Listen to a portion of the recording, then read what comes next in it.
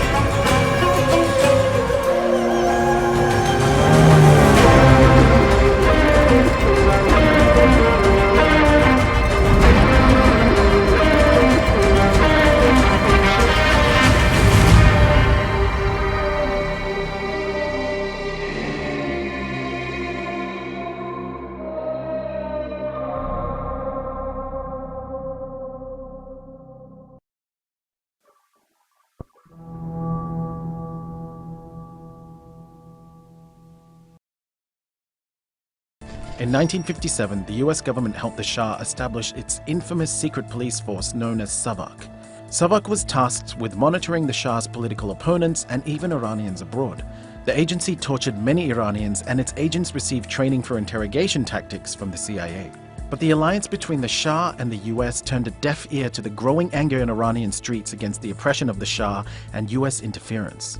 In late December 1977, during a lavish New Year's Eve celebration, US President Jimmy Carter praised the Shah for making his country an island of stability.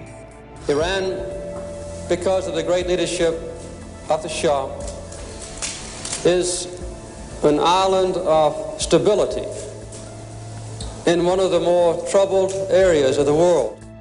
Little more than a year later, animosity towards the Shah and US policies culminated in the Shah's ousting. Religious leader Ayatollah Khomeini, who played an integral part in the Shah overthrow, returned to the country after 15 years in exile. His return marked the beginning of more than 4 decades of animosity between Iran and the US.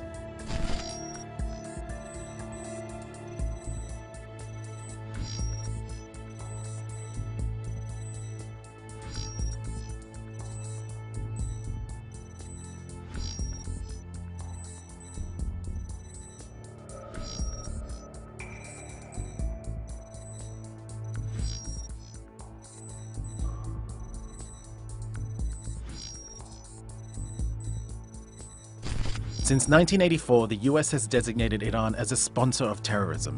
And although there were periods of negotiations and decreased tensions, changes in administration and Iran's proxy wars throughout the region have put the two countries at odds once again.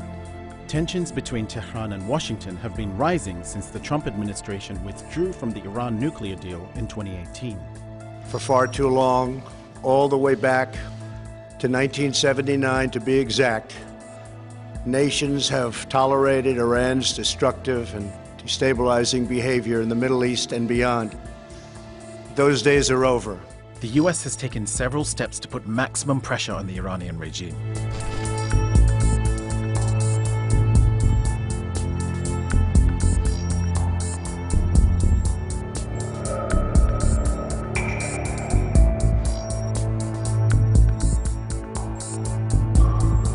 The campaign aimed to curb Iran's nuclear program and regional reach by draining its economy. Iran responded to the maximum pressure campaign with a maximum resistance campaign. In retaliation, Iran showed off its ability to harm US interests in the region.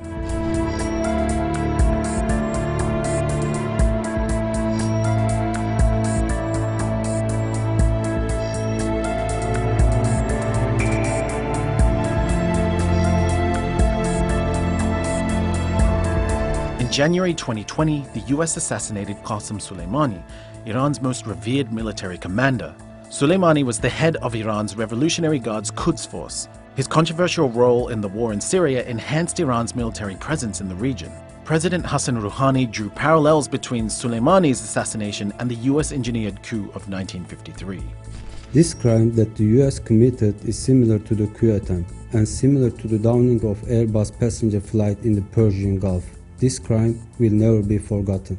Trump said that by killing Soleimani, the US had saved many lives. But to many of these mourners, Soleimani, just like Mossadegh, was another national hero that the US removed from power against the will of the Iranian people.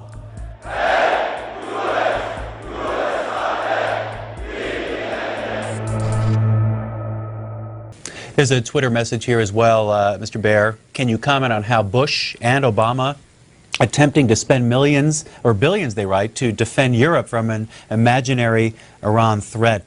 Connect the last administration, this one, and the approach regarding Europe and Iran. You know, yes, it is a problem. But it's based on the premise that the Iranians are irrational. Iran does have rockets that can hit Europe now. One day, presumably, they could put a nuclear weapon on this. But what the assumption is that Iran is an irrational power that doesn't care about its survival. I would argue that it's acted very rationally over the last few years. In fact, I would say it's acted more rationally than we have. But that's part of the debate. That is, you can't convince people of this, or people have already made up their minds in this case. Let's try Boston. Boston, are you there? Yeah, I'm here. Go ahead, sir. Shortly after 9/11, Iran reached out to the United States, and they were going to help the United States, but it was vetoed by Israeli interests within the United States administration. Until the Congress, which is bought and paid for by the Israeli lobby, before these people are expunged, there's not going to be any movement forward for peace in that part of the world, and I think that's mighty obvious. Thanks. Robert Baer, any thoughts? I'd like to address one point. Look, when we went into Afghanistan in October 2001, there was a general called there Fahim. He's still in Afghan politics. He is, I wouldn't call him an Iranian asset, but he certainly answers to Tehran in many ways. He's a Tajik. He speaks Persian. It was his troops that we marched into Kabul with, the special forces and the CIA, and that was thanks to a green light from Tehran. So Iran was completely on our side when we got rid of the Taliban in 2001, but Iran remained, because of Washington politics, as part of the axis of evil. This is, again, goes back in the Middle East. People, it seems to me, can't look at this rationally and just calculate in pure power terms. This is a very emotional issue, Iran, because what for Israelis and pro-Israel lobbies in this country is that Iran is an existential threat and that we were not going to have a second Holocaust. And this is a message that addresses many Americans' emotions and sentiments, as well as politics in Washington. You know, it's a tough issue to deal with. And I do feel sympathy for this White House. It simply cannot say, we're going to give this 5 more years and see what happens, or we're going to wait until they test a nuclear bomb and then we'll deal with it. There is a movement on the Hill to impose an embargo on gasoline, other embargoes, which very well could touch off a war. You mentioned Iraq, Mr. Baer. What is Iran's relationship right now with that country, its interest in Iraq, if you can speak to that? What they would like to see in Iraq is stability, naturally. They do not want to see a civil war there because it's on their border. The chances of a civil war spilling into Iran are pretty good, and they know that. They would like to see the Americans leave a quiet Iraq where they would have a predominance of influence, especially in the Shia South. Right now, there's no indication that they intend to take this Shia government in Baghdad and use it as a springboard to go after the Arab countries in the Gulf, but the Arab countries are certainly worried about that, and only time will tell. I can't resist mentioning something about Blackwater, the security company that was hired by the CIA to do assassinations. I mean, it does look like that Washington is controlled by corporate interests. I mean, obviously it's more complicated than that, but Washington is a mess, and so's Congress, and so are the lobbying groups. And even if Obama could sit down and say, all right, and say to Hillary Clinton, go to Tehran, figure out what we can do, I don't think he would survive it politically. I mean, my attitude is send her to Tehran, find out what they want, see what we can do. If we can't, she can come back, and we just reassess our policy at that point. But I don't think he can do that. I think these issues are too emotional for lobbying groups in Washington, for a vast majority of Americans, and he's pretty much stuck with the last administration's politics. How much does this country know, do you suspect, especially as former CIA, the government know about the inner workings of Iran? How difficult is the country to penetrate and learn about in that sense? Oh, it's virtually impossible to know about Iran. I mean, look, the CIA does well when it's on the ground in a country, just as the military does in Iraq. We know so much more about Iraq, obviously, than we went in 2003, is that we need embassies, we need academics, we need journals, we need open source reporting. Here was not an embassy. It was a CIA center. This was a den of espionage, where they were plotting against the Iranian people. Is that we need embassies, we need academics, we need journals, we need open source reporting. Here was not an embassy. It was a CIA center. This was a den of espionage, where they were plotting against the Iranian people. We need the New York Times, we need all these things, but in order to do that, you have to be in the country. Otherwise, what you're left with, in many cases, is exiles that come out, or defectors, as we call them, who will tell you a story, and the problem is they all have a bias, and they have a motivation for telling you things, and we're often misled. I mean, this has recurred over history with the Russian Revolution, with Vietnam, and so forth, and it's very, very difficult. The CIA was surprised by the demonstrations after the 12 June elections. They don't have people in country. It's too dangerous to send them there. A lot of what we deal with in Iran is guesswork.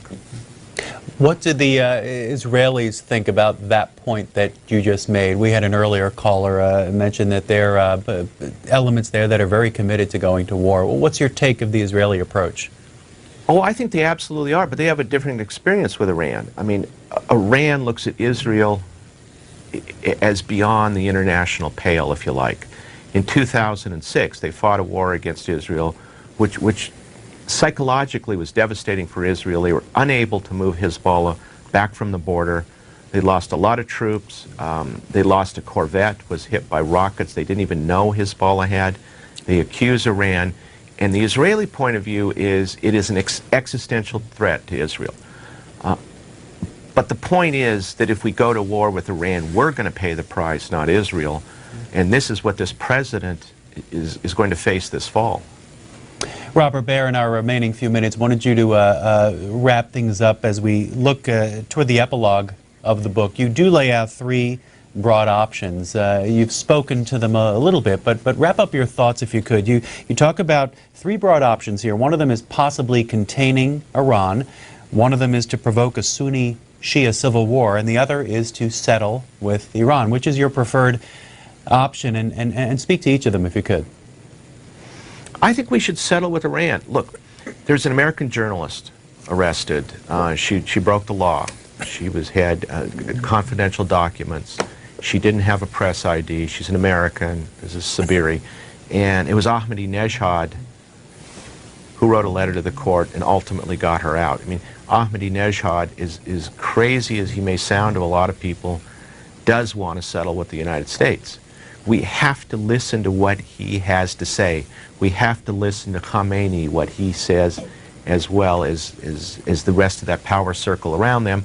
Otherwise, we're not going to know. We really have to look at Iranian actions as opposed to what the country we would like to see or the country we believe exists. And the way to do that is to settle with Iran. I think that ultimately Iran would like to be some sort of hegemon in the Gulf, have a predominance over security affairs, but not necessarily overthrow the regimes in that country or to go to the war with the United States. They had more opportunities in the last 5-6 years than they've ever had, and they didn't. They backed off. So again, we go by their actions rather than by what they say. You know, the Sunni-Shia conflict is the Mad Max approach to foreign policy. That's obviously not going to work. Yes, we could blow up their nuclear facilities, but what we would do is end up possibly provoking a very large war. But what we would really end up doing is strengthening this regime, Ahmadinejad and the Revolutionary Guard Corps, by a pinpoint strike like this, which is the last thing we want to do.